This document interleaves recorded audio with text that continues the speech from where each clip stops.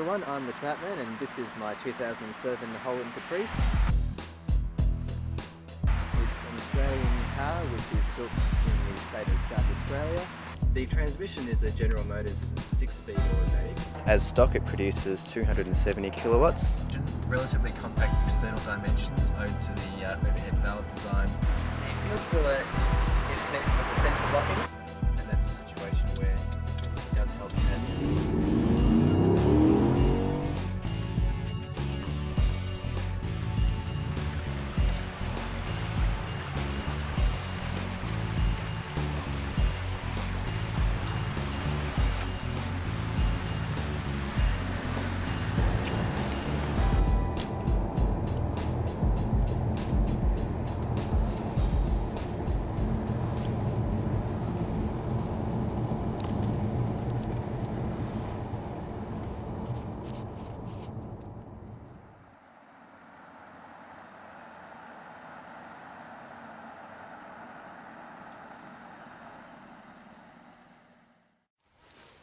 Your controls for the sunroof, tilt and slide. You've also got front map lights and controls for the interior lights and the door lights. Automated rear view mirror with auto dimming function. Controls for radio including auxiliary input and in-dash 6-disc CD changer.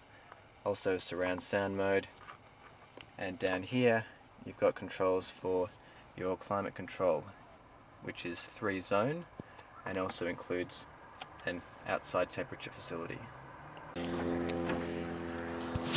This is the L98 6-litre V8. It's made in Mexico and it's a North American design. As stock it produces 270 kilowatts, though with the cold air intake here and an aftermarket dyno tune we're looking at closer to 300 kilowatts. We've got a dual level glove box there. That's the boot release button, which only is operational when the vehicle is stationary. You've got your Bose speakers, including a speaker in the centre of the dash. Flip key with dual stage unlocking, door locking with deadlocks, remote boot release and panic alarm.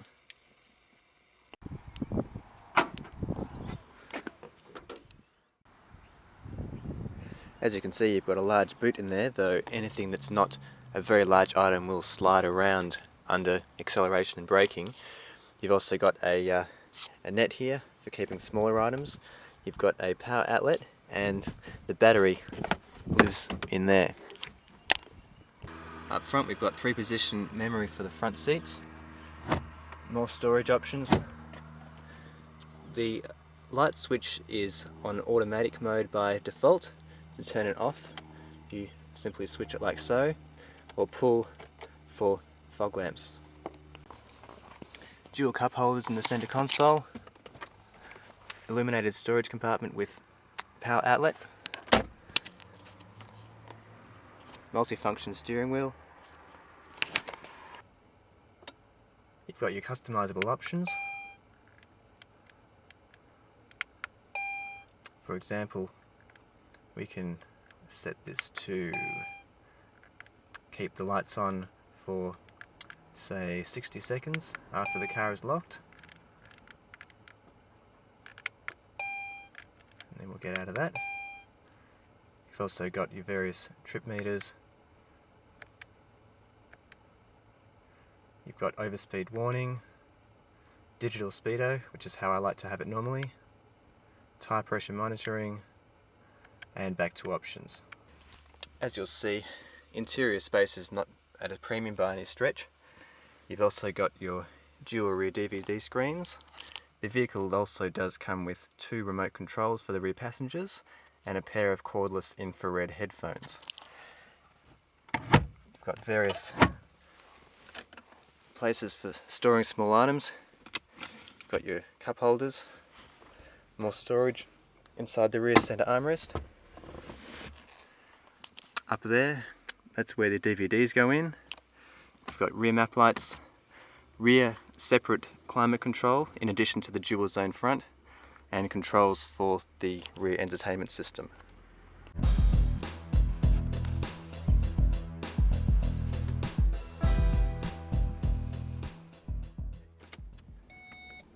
At low speeds, the parking assist with visual warning comes on and goes away after about 10 or 15 k's an hour. So we'll just take off.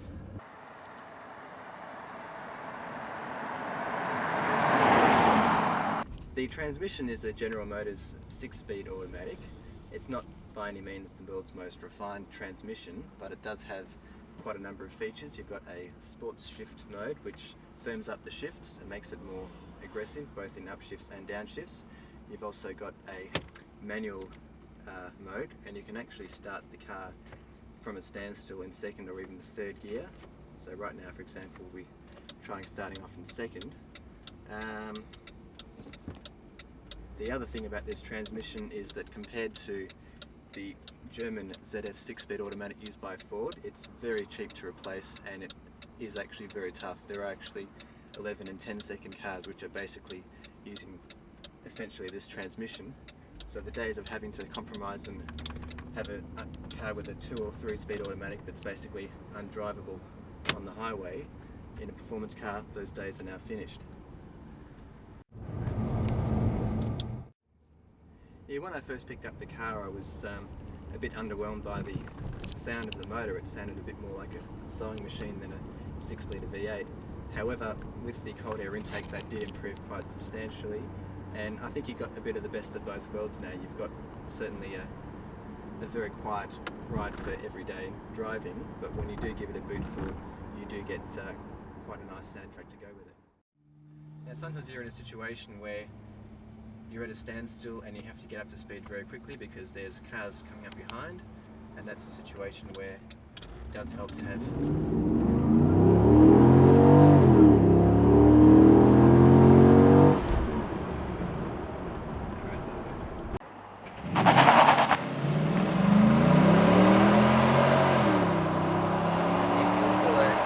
is connected with the central locking, so if you've only got the driver's door unlocked, it won't actually open. They caught me out one time. It opens like so, and then you've got a little holder here. This vehicle is E10 ethanol compatible. The newer models can run up to E85, which is basically an Australian-made sustainable fuel. Okay, at the moment we're cruising at 95 k's an hour, which is the speed at which the torque converter locks up in 6th gear. And currently the instantaneous fuel consumption is reading at 6.7 litres per 100 k's, or thereabouts. The advantage of being at this speed, once you're up to speed, you've got quite an aerodynamic, long body. The engine is ticking over at less than 1500 RPM, and it's basically idling, so the fuel economy is very impressive. It doesn't get much higher than the 7s on a flat piece of road. However, in the city, when you've got stop-start traffic, you're moving a 2-ton vehicle and it's going to go through the roof. So it's a case of horses for courses. For this type of driving, it's actually about as economical as probably a Camry or something like that.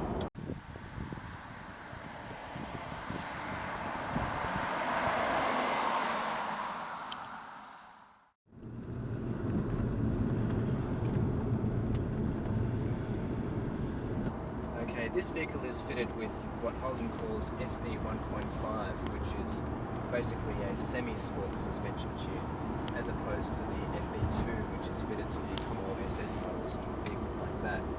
So as a result, it's a compromise between firmness of a sports saloon and more of a traditional limousine plush ride quality. And I think it does a reasonable job in terms of that balance. The brakes are quite good, but not necessarily very confidence-inspiring. You do need to give them quite a fair push. The vehicle is of course fitted with a whole host of safety aids, including stability control, brake assist, brake force distribution and so forth. And you also have of course your full-length curtain side airbags built to the front seats, and your front airbags. So overall it's a very safe car, which rates quite highly in terms of your car assistant program and things like that. Also in keeping with the sort of semi-sports theme of the Caprice, you've got this panelling in the dash and in the door trims, which is actually aluminium. It's not painted plastic, but then around the gear shifter you've actually got more of your cheaper painted plastic, so it's a bit of a mix of different materials there.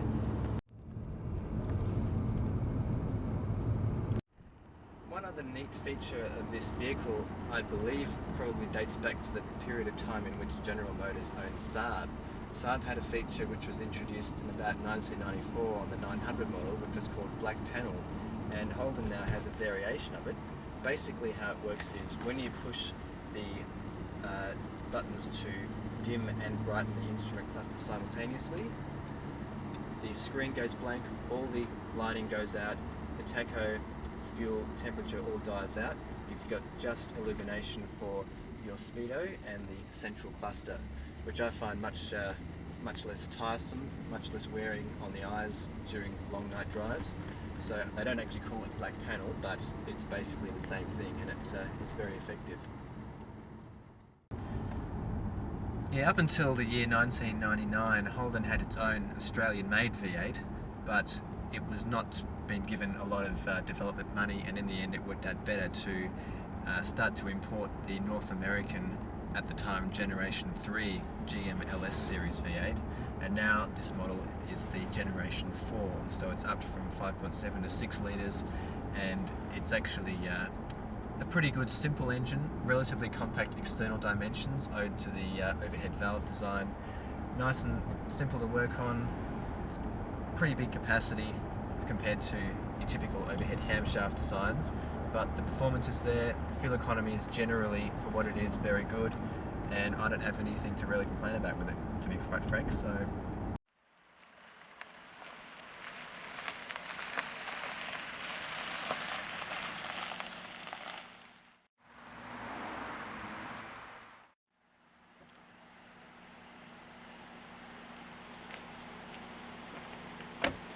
the exterior of the Caprice continues the same theme of part sports muscle car and part limousine.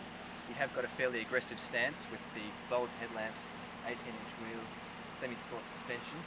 This particular example is fitted with a rear spoiler, which is fitted as standard to the Middle Eastern left-hand drive Chevrolet Caprice SS. That's this one here. It's actually an option on Holden cars as well. You've got the quad exhaust tips, which is how you distinguish a V8 model from the V6, which has two larger tips in the same area. LED side indicators and conventional incandescent front and rear. And on this particular example, I have also fitted LED reversing lights, so I'll just crack through one.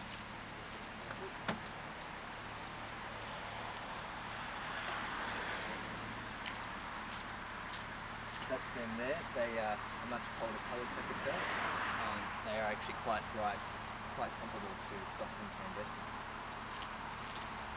The headlamps on the Australian model Caprice, you've got your bi-xenon main projector, you've got your parking light, which in this case I've actually replaced with an LED, turn signal, and their high beam is not only HID, but you have an additional